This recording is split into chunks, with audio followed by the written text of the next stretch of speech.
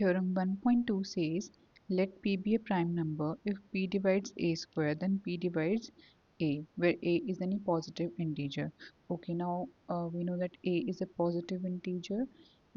So we know that every positive integer can be expressed as a product of its prime factors, as we have already done in the fundamental theorem of arithmetic. So A is written as a product of its prime factors.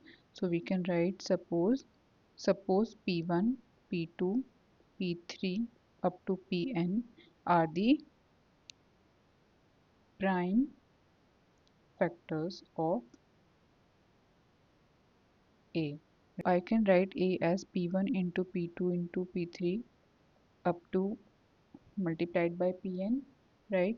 So what would be A square? A square is A into A. So I will multiply this term by itself up to pn multiplied by again this term again, right? So what do we get?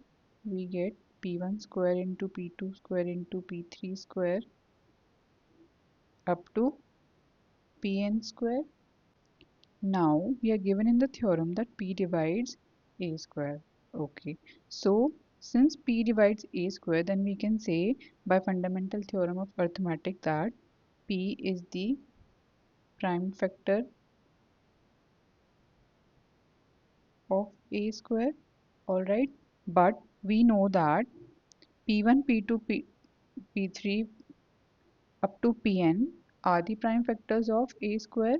So, by uniqueness property of the fundamental theorem of arithmetic, by this fact and by this fact, we can say that P is one of P1, P2, P3 up to Pn.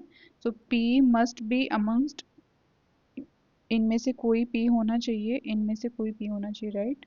Now, from here we know that A equals to P1 into P2 into P3 up to Pn. So we can say that P1, P2, P3 up to Pn. These all divide A, and from here we know that P is one of P1, P2 up to Pn, right? So using these two, so P is one of P1, P2 and these all divide A. So what we can say is P divides A. So if you like the video, please subscribe to the channel and share it with your friends. If you have any queries, share them down in the comment section below.